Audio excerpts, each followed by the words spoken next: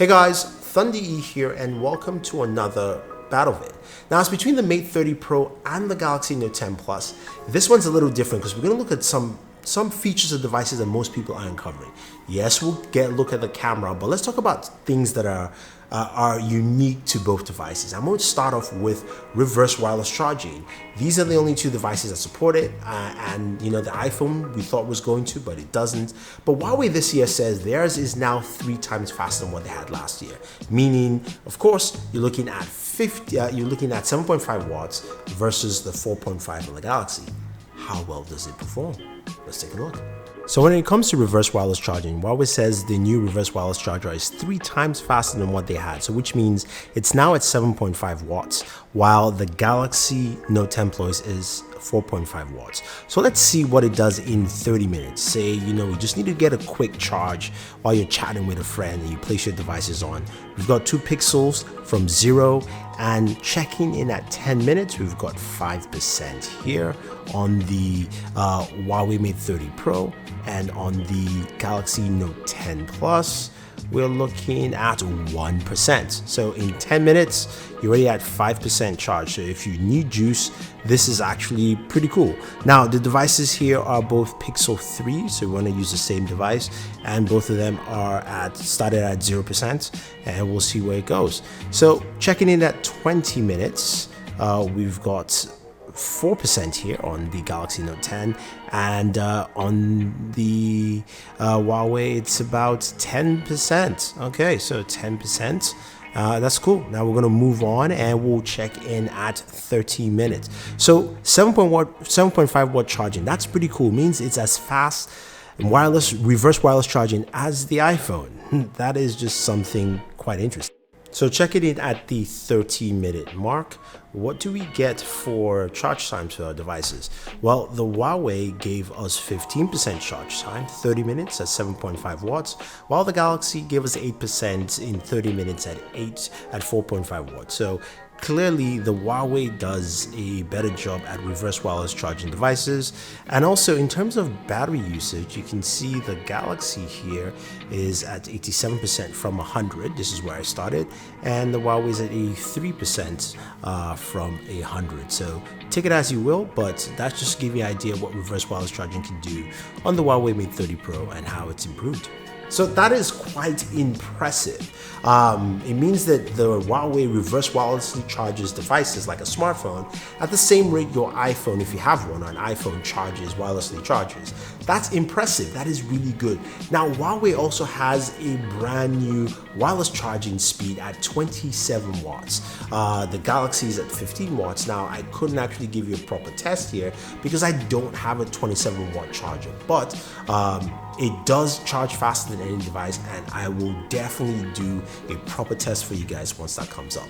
But for now, Huawei claims at 27 watts, and I mean, you know what? It's going to win that battle. Now, its battery sizes are different. You've got 4,500 milliamps for the Huawei, and you've got 4,300 milliamps for the Galaxy. Both of them have, of course, different chargers. Huawei has a 40-watt charger. The Galaxy has a 25-watt charger. In the end, the charging speeds are around the same. If you look at it, the Galaxy is at 1 hour 5 minutes with the 25 watts, while the Huawei is at 1 hour 3 minutes. So pretty close. If you use the 45-watt charger on the Galaxy, you will go under 60 minutes. Some people have done 55. I have done 60 minutes on that. So again, but you're spending extra money. Now let's move over to the camera. I know you guys want to see that. They both have, of course, unique camera setups. Galaxy has a triple camera setup with 3 lenses, 16 megapixel ultra wide, while the Huawei has two 40 megapixel sensors. One, of course, is the ultra wide. It's got a cine lens for better cinematics. And yes, let's see if Huawei has improved their video, because one of the big things they didn't do well last year. Let's take a look. Let's go.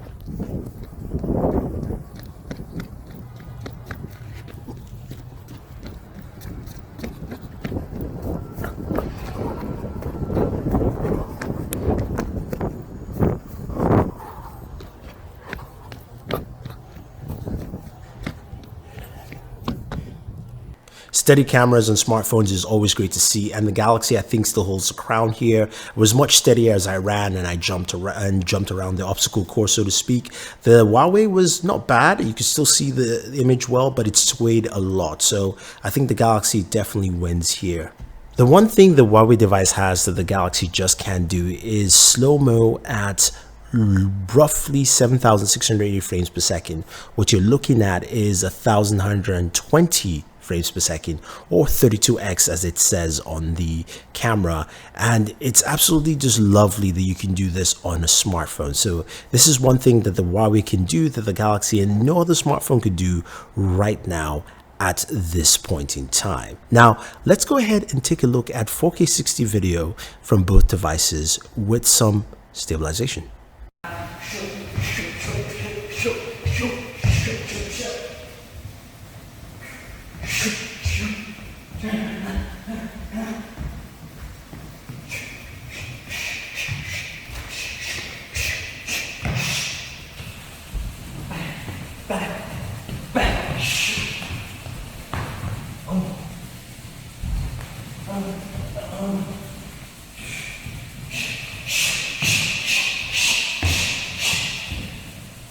So when looking at both videos, the Huawei has better stabilization over the Galaxy. Now the Galaxy is good, but just the micro stabilization, you can see the Galaxy jump a little bit here and there. The color profile is more natural on the Galaxy. The Huawei is a little bit punchier here, and it's also a little bit wider. It's using that, cine lens, that 40 megapixel, so it's a wider lens that it's using here, which is nice. I absolutely love it. Now in terms of audio, the Galaxy I think has better audio because you don't hear a lot of the ceiling fan, which is that buzzing sound, but both are still really good.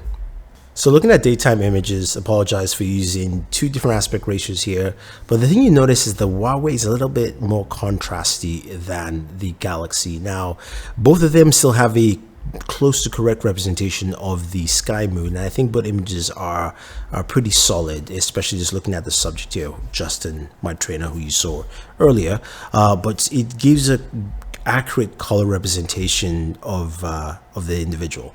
Now when we go to portrait mode here, you can see that Huawei adds a little bit more of a color hue to Justin, and Samsung gets a little bit more pale, even though both still are not accurate to what his skin color is.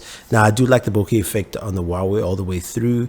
The Galaxy is just on the top hand side, top part of the image, so basically closer towards his head. Now in the wide angle shot here, the Huawei has a better light representation over the Galaxy. The Galaxy does capture more scenes because this has the wider wide angle, ultra wide angle lens. So it looks a little bit more stylish, but the Huawei still gives me, I think, just a better representation of what that scene is. Yes, it is a dull day. I chose to shoot on this day because I wanted to see how it would differ from, days with, a lot of bright sunlight and shininess, but still, of course, it's in daylight. Now moving on to low light photos, before we go ahead, here's a shot of the scene we'll be looking at, and this is the shot without any AI functionality, any night mode, just to let you know how dark it is. You really can't see the bottom of the building.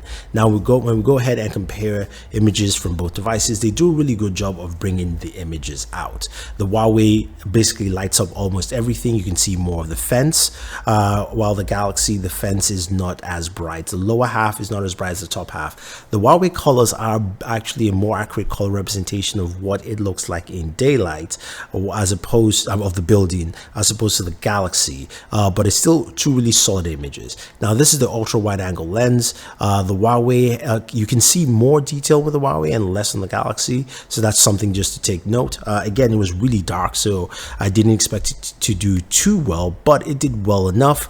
The Huawei has turned the sky into a little purplish haze, so to speak. Galaxy is green and dark, kind of just letting you know it's dark. So I would say the Huawei does still a better job here. Now this shot here is one where the Galaxy does a better job in representing this whole image.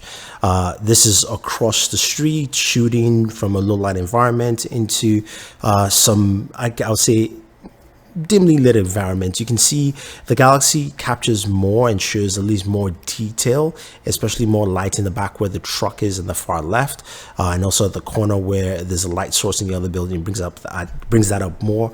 The Huawei still does a good job, but not as bright, and also doesn't light up the wall, that brownish orange wall behind. So again, this is where the Galaxy with some light aid will do a better job in low light situations, but not as much, and you can see the Huawei still does a really solid job all around.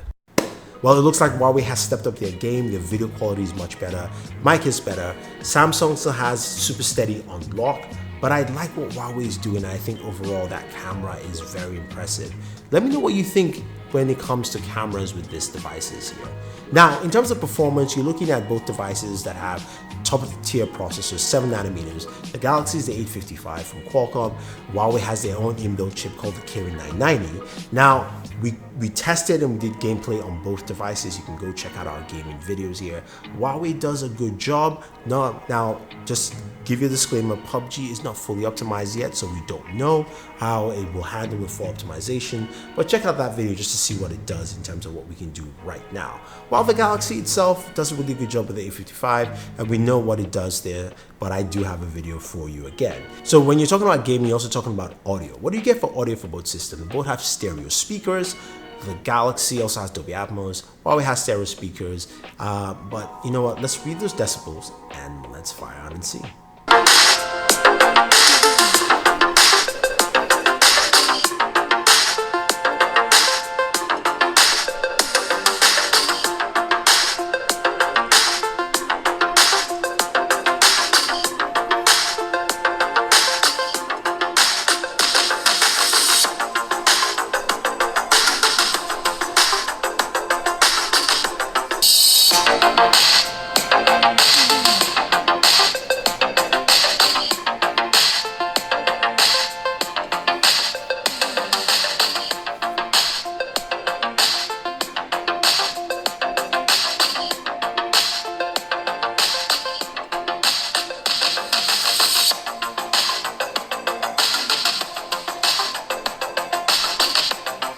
So Huawei is louder. I do kind of like the sound quality of the Galaxy a little bit better. And I think that Huawei has still improved quite a bit from what they had last year. Less tinny sound, more volume to it. And overall, it's just pretty solid. Now, when you look at both devices side by side, it's hard to not be impressed by what Huawei has done. This device has a stellar camera setup. It does a really good job, but it also has some really cool features like reverse wireless charging, which is the fastest, wireless charging, which is also the fastest as well. And then we've got a bigger battery, and it's got one of the best battery management in the Android ecosystem there. Now, it doesn't have, of course, Google services built in. You can sideload it. There's a lot of videos out there for you to actually check out and see. In terms of this battle vid, I am leaning towards the Huawei device though. I mean, like, it's a solid device. It's got some great performance there. The Galaxy is really well balanced. Now, the one thing that Huawei just can't do is the Galaxy has an S Pen.